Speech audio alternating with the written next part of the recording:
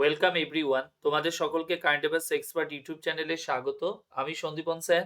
আজকে আমরা নতুন একটা ক্লাস শুরু করব, যার ফার্স্ট কোশ্চেন তোমরা স্ক্রিনে দেখো কি দিয়েছে।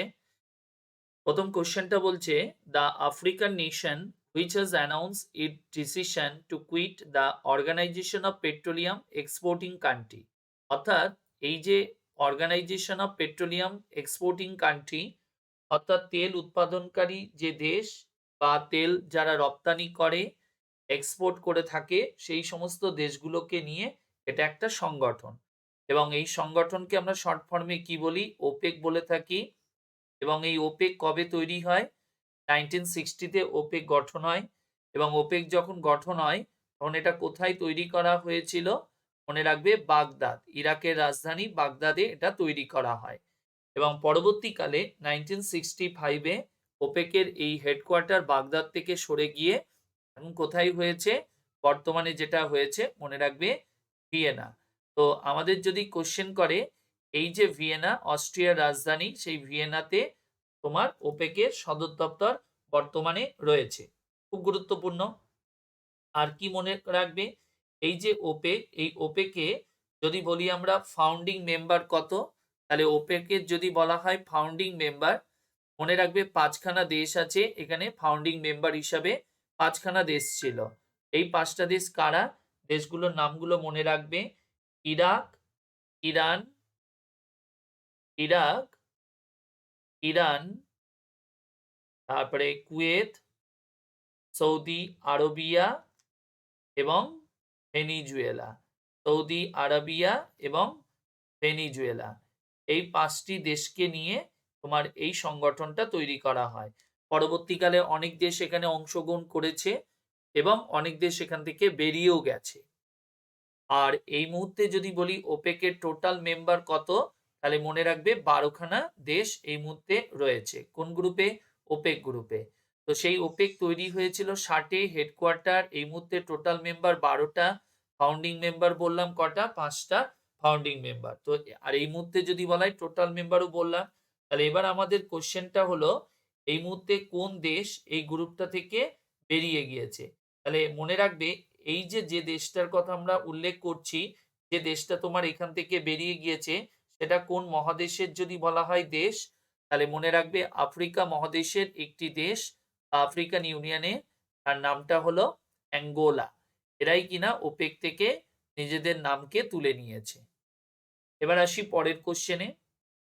বলছে, the former vice chairman of নীতি আয়োগ who has been appointed the chairman of the newly constituted 16 Finance Commission। দেখো, এই যে 16 ফিনান্স কমিশনের কথা আমরা উল্লেখ করলাম, অ্যাকচুয়ালি 16 ফিনান্স কমিশন যেটা আমাদের, এই যে ফিনান্স কমিশন, এই ফিনান্স কমিশন যদি বলি আমাদের ফর্ম হয়েছিল কবে, তাহলে মনে রাখবে এই ফিনান্স কমিশন ফর্ম হয় 1951। তো এর আগে আমাদের যিনি 15 ফিনান্স কমিশন যেটা তৈরি হয়েছিল এবং তার চেয়ারম্যান কে ছিল, তাহলে মনে রাখবে একে সিং। তিনি ছিলেন 15 ফিনান্স কমিশনের চেয়ারম্যান। কি নাম? একে সিং। এবং তারই জায়গায় এই যে নতুন 16 ফিনান্স কমিশন গঠন করা হয়েছে, তারই নতুন চেয়ারম্যান যিনি হয়েছেন, তিনি আবার নীতি আয়োগের প্রাক্তন চেয়ারম্যান। তাহলে এবার যদি কোশ্চেন করে, এই যে নীতি আয়োগের কথা আমরা বলছি, এই নীতি আয়োগ কবে তৈরি হয়েছে? তাহলে মনে রাখবে এই নীতি আয়োগ গঠন করা হয়েছিল 2015 সালে। বহু পরীক্ষার কোশ্চেন, নীতি আয়োগ কবে গঠন করা হয়েছে। এবং মনে রাখবে এই নীতি আয়োগ কার পরিবর্তে তৈরি করা হয়েছিল? মনে রাখবে প্ল্যানিং কমিশনের পরিবর্তে তৈরি করা হয়। 2015 সালের 1 জানুয়ারি এটা তৈরি করা হয়। কি? নীতি আয়োগ। তো সেই নীতি আয়োগের প্রথম যিনি ভাইস চেয়ারম্যান ছিলেন, তিনি তোমার এই গ্রুপের নতুন চেয়ারম্যান হিসাবে বা 16 চেয়ারম্যান হিসাবে তাকে দায়িত্ব দেওয়া হয়েছে। তাহলে এনার নামটা যদি বলি আমরা, কি হবে? তাহলে নামটা মনে রাখবে, অরবিন্দ, অরবিন্দ পানাগারিয়া। ইনি হলো 16তম ফিনান্স কমিশনের নতুন চেয়ারম্যান হিসাবে এনার নাম ঘোষণা করা হয়েছে। কি নাম বললাম? অরবিন্দ পানাগারিয়া। ওকে। আর ইনি তোমার নীতি আয়োগে 2015 থেকে 2017 সাল পর্যন্ত চেয়ারম্যান হিসেবে দায়িত্বে ছিলেন। আর এই ফিনান্স কমিশন কবে গঠন হয়েছে বললাম 51-তে, এবং এই ফিনান্স কমিশন মনে রাখবে নিউ দিল্লিতে বর্তমানে এটা অবস্থিত এই সংগঠন, এবং এই সংগঠনের চেয়ারম্যান যেমন ঘোষণা করা হয়েছে, এছাড়াও কিছু ফুল মেম্বারের নাম ঘোষণা করা হয়েছে। তার নামগুলো মনে রাখবে: অজয় নারায়ণ ঝা, তারপরে হচ্ছে অ্যানি জর্জ ম্যাথু, এবং নিরঞ্জন রাজা ধাকসা। নিরঞ্জন রাজা ধাকসা, এরা তিনজন হলো ফুল টাইম মেম্বার, এবং আরেকজন পার্ট টাইম মেম্বার হিসাবে যাকে ঘোষণা করা হয়েছে তার নাম হলো সৌম্যকান্তি ঘোষ। তো আমাদের যদি বলা হয় তাহলে 16 ফিনান্স কমিশনের চেয়ারম্যান, তারপরে স্থায়ী সদস্য, তারপরে নন পার্মানেন্ট পার্ট টাইম মেম্বার, সেগুলো আমরা বললাম। আর এই ফিনান্স কমিশনের কাজটা কি মনে রাখবে? ফিনান্স কমিশনের কাজ হলো ভারতবর্ষে অর্থাৎ কেন্দ্রীয় সরকার রাজ্যগুলোকে কি অনুপাতে টাকা দেবে বা কি পার্সেন্টেজ টাকা প্রদান করবে তার সিদ্ধান্ত এরা নিয়ে থাকে।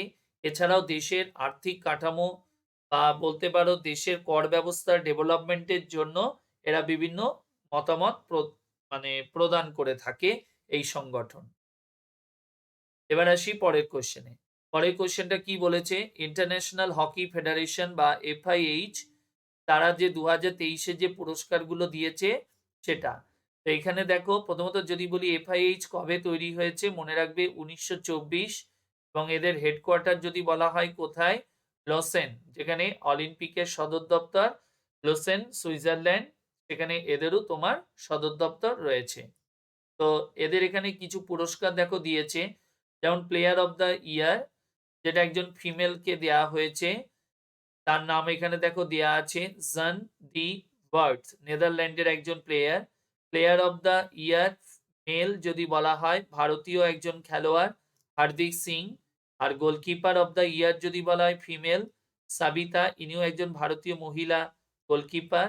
এছাড়াও goalkeeper of the year male যদি বলা হয় পিরমিন ব্ল্যাক, ইনিও হলেন নেদারল্যান্ডের একজন গোলকিপার। এগুলো কারা প্রদান করেছে? FIH, যেটাই তৈরি হয়েছে 24, আর হেডকোয়ার্টার আমরা বললাম। এবার আসি পরের কোশ্চেনে। পরের কোশ্চেন খুব গুরুত্বপূর্ণ, বলছে Shri Atal Bihari Vajpayee trans harbour link, যেটা মুম্বাইতে তৈরি করা হয়েছে, এবং যার বিভিন্ন নামগুলো এখানে বলেছে। Also name Mumbai trans harbour link and Sewri Nhava Sheva trans harbour link, যেটা তোমার নাম হিসাবে এখানে বলা হয়েছে। আর এটা কাজ শুরু হয়েছিল কবে? 18, এবং কাজ শেষ হয় ডিসেম্বর 2023। আর উদ্বোধনটা মনে রাখবে কবে হয়েছিল? 12ই জানুয়ারি 2024-এ যেটার উদ্বোধন হয়। এবার লেনটা কত? 21.8 কিলোমিটার যেটা লেন, এবং 6 লেনের এটা একটা ব্রিজ। আর কি বলেছে? It is the longest sea bridge in India, ভারতবর্ষের মধ্যে সবচেয়ে দীর্ঘতম সি ব্রিজ। আর কি বলেছে? And the 12 longest sea bridge in the world, এবং বিশ্বের মধ্যে 12 নম্বর লংগেস্ট সি ব্রিজ।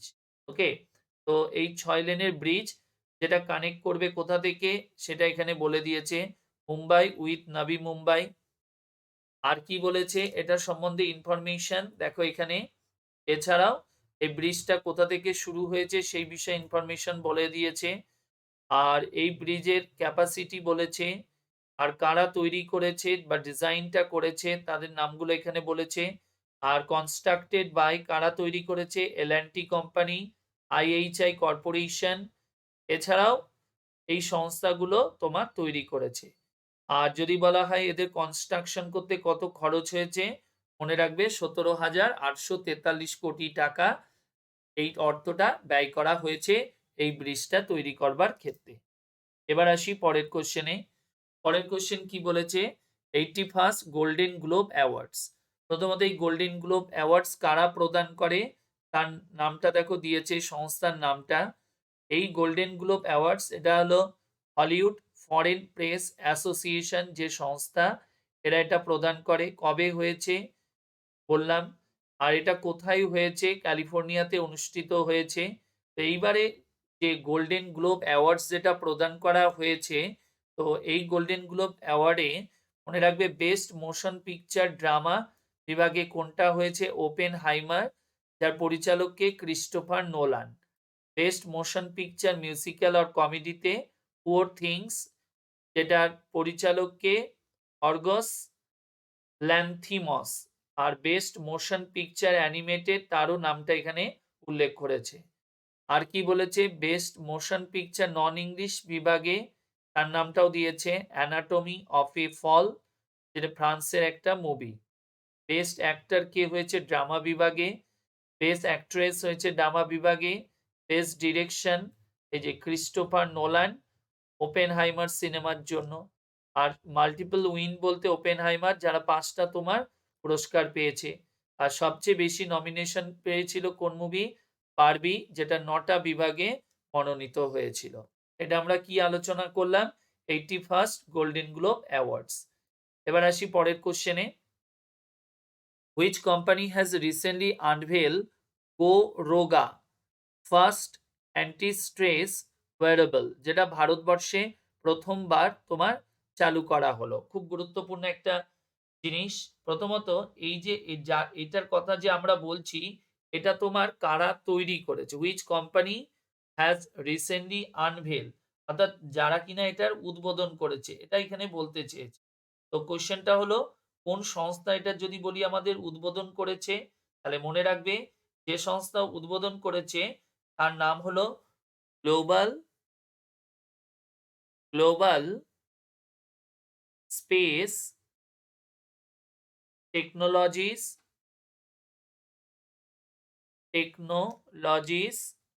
লিমিটেড। তাহলে আমাদের যদি কোশ্চেন করে এটা কোন সংস্থা তৈরি করেছে, তাহলে মনে রাখবে মুম্বাইয়ের একটি সংস্থা, অর্থাৎ কি নাম, নবি মুম্বাইয়ের এটা একটি সংস্থা, যে সংস্থার নামটা কি, গ্লোবাল স্পেস টেকনোলজিস লিমিটেড, যারাই কিনা এই গো রোগা যেটা উদ্বোধন করেছে। তো অ্যাকচুয়ালি এটা কি, এটা একটা প্রযুক্তি, একটা অ্যাকচুয়ালি মনে রাখবে এটা একটা ব্রেন স্টিমুলেশন টেকনোলজি, যেটা কি কাজ করবে, রিডিউস করবে বা কমাবে অ্যাংজাইটি এবং প্রমোট মেন্টাল ওয়েলনেস। ওকে, তো এই যে প্রযুক্তি নির্ভর যেটার মাধ্যমে অ্যাংজাইটি যেটাকে কমাবে এবং প্রমোট করবে মেন্টাল ওয়েলনেসের যে বিষয়গুলোকে আরো প্রমোট করা হবে, এই টাইপেরই একটি মানে প্রযুক্তি, যেটার উদ্বোধন করেছে কোন সংস্থা, এই সংস্থা। এবং মনে রাখবে এই যে এটা যদি কোশ্চেন করে এই যে ডিভাইস যেটা ম্যানুফ্যাকচার যদি বলা হয় কারা করেছে, মনে রাখবে রোগাল লাইফ ইউএস এর একটি সংস্থা। এবং এই যে সফটওয়্যারটা, এখানে যে সফটওয়্যারটা ব্যবহার করা হয়েছে, এই সফটওয়্যারটা যদি বলা হয় সম্পূর্ণ মেক ইন ইন্ডিয়া প্রজেক্টে তৈরি করা হয়েছে। কি বললাম, এখানে যে সফটওয়্যারটা ব্যবহার করা হয়েছে, এই সফটওয়্যারটা যে ডেভেলপ করা হয়েছে সম্পূর্ণ মেক ইন ইন্ডিয়া প্রজেক্টের মাধ্যমে এটা তৈরি করা হয়। আর এটাকে এই ডিভাইসটার ম্যানুফ্যাকচার করেছে যদি আমরা বলি রোগা লাইফ, যারা কোনা ইউএস এর একটি সংস্থা, এটা তোমার ম্যানুফ্যাকচার করেছে। আর মুম্বাইতে এটা কারা উদ্বোধন করলো, এই সংস্থা এটার উদ্বোধন করেছে। পরের কোশ্চেন কি বলেছে, in which tiger reserve a new herbaceous plant species name Polygonum চতুর্ভুজানাম ওয়াজ ডিসকভার্ড ইন জানুয়ারি 2024। ঠিক আছে, তাহলে একটি ভেষজ উদ্ভিদ বা লতা জাতীয় উদ্ভিদ যেটা আবিষ্কার হয়েছে, যেটা আবিষ্কারটা কোথায় হয়েছে ভালো করে এটা মনে রাখবে, মহারাষ্ট্রের একটি টাইগার রিজার্ভ সেন্টার, যার নাম হলো পেঞ্চ টাইগার রিজার্ভ, যেখানে এটা কিনা আবিষ্কার হয়েছে এই ভেষজ উদ্ভিদে। ওকে, তাহলে আমাদের যদি বলে এটা কোথায় পাওয়া গিয়েছে, এই নতুন ভেষজ উদ্ভিদের খোঁজ পেঞ্চ টাইগার রিজার্ভ, যেটা মহারাষ্ট্রে অবস্থিত। ঠিক আছে, এবং দেখো এটার সম্বন্ধে একটু কিছু ইনফরমেশন আমি দিয়েছি এখানে। এটা শুধু নয়, এর সঙ্গে আরো 6টি উদ্ভিদ প্রজাতি যেটা তোমার পেঞ্চে পাওয়া গিয়েছে, তাদের নামগুলো এখানে উল্লেখ করা হয়েছে, এগুলো তোমরা একটু দেখে নেবে সকলে। ঠিক আছে, আর কি বলেছে, আর যদি কোশ্চেন করে এই যে পেঞ্চ টাইগার রিজার্ভ সম্পর্কিত কিছু ইনফরমেশন, যে ইনফরমেশনগুলো এখানে দেয়া রয়েছে। অর্থাৎ এটা পেঞ্চ হলো অ্যাকচুয়ালি একটা নদীর নাম, সেই নদীর নামে এই রিজার্ভটার নামটা করা হয়েছে, যে নদীটা উত্তর থেকে দক্ষিণে প্রবাহিত হয়েছে। আর কি বলছে, এটা ইন্দিরা প্রিয়দর্শিনী পেঞ্চ জাতীয় উদ্যান, পেঞ্চ মোংলি অভয়ারণ্য এবং একটি বাফার নিয়ে এটা একটা গঠিত, এবং এখানে একটা জলাবদ্ধ বেশিরভাগ এলাকাটাই ছোট ছোট পাহাড় এবং খাড়া ঢাল দ্বারা এটা আবৃত। এছাড়াও এখানে কি ধরনের গাছপালা রয়েছে বা কি ধরনের উদ্ভিদ রয়েছে, কি ধরনের প্রাণী রয়েছে, সেগুলো এখানে বলেছে। প্রাণীদের মধ্যে চিতল, সাম্বার, নীলগাই, বন্য শূকর, বাঘ, কুকুর, নেকড়ে বিভিন্ন প্রাণী রয়েছে। এছাড়া উদ্ভিদের মধ্যে সেগুন, মহুয়া, বিভিন্ন ঘাস ও গুল্ম জাতীয় উদ্ভিদ তোমার এখানে রয়েছে। ওকে, আর এটি যদি বলি আমরা মধ্যপ্রদেশের সিউনি এবং ছিন্দওয়ারা জেলার সাতপুরা পাহাড়ের দক্ষিণ প্রান্তে অবস্থিত এবং একটি পৃথক অভয়ারণ্য হিসাবে মহারাষ্ট্রের নাগপুর জেলায় অব্যাহত রয়েছে। এটা কোথায়? মহারাষ্ট্রের নাগপুর জেলায়ও এটার অব্যাহত রয়েছে। ওকে, কোনটা? পেঞ্চ টাইগার রিজার্ভের কথা বলা হয়েছে। পরেরটা কি বলেছে? The Indian army was officially declare 2024 as the, অর্থাৎ প্রত্যেক বছর এই ভারতীয় সেনাবাহিনী, দ্য আর্মি, এয়ারফোর্স, নেভি, যারা এক একটা বছর এক একটা কে ঘোষণা করে, পালন করে থাকে তারা থিম হিসাবে। তো এবছরে ইন্ডিয়ান আর্মি যেটাকে পালন করবে বলে ঘোষণা করেছে সেটা কি? মনে রাখবে, year of technology, year of technology absorption, এটাকেই তারা পালন করবে বলে ঘোষণা করেছে। অর্থাৎ প্রযুক্তিকে এরা সম্পূর্ণভাবে ব্যবহার করবে, তারা ভারতীয় বা ইন্ডিয়ান আর্মি, সেটাই তারা 2024 সালকে এই বছর হিসাবে পালন করবে। তো এই হলো আজকে আমাদের ক্লাস, আশা করি বুঝতে পেরেছো। যদি ক্লাসটি ভালো লাগে তাহলে অবশ্যই চ্যানেলটিকে শেয়ার করো, লাইক, কমেন্ট এবং সাবস্ক্রাইব করো। সকলে ভালো থেকো। আর এই ক্লাসের পিডিএফ আমার টেলিগ্রাম চ্যানেলে দেওয়া থাকবে, তোমরা সেখান থেকে পেয়ে যাবে এবং তার লিঙ্ক ডেসক্রিপশনে দেওয়া রয়েছে, সেখান থেকে তোমরা জয়েন করতে পারো। সকলে ভালো থেকো, বাই, টাটা।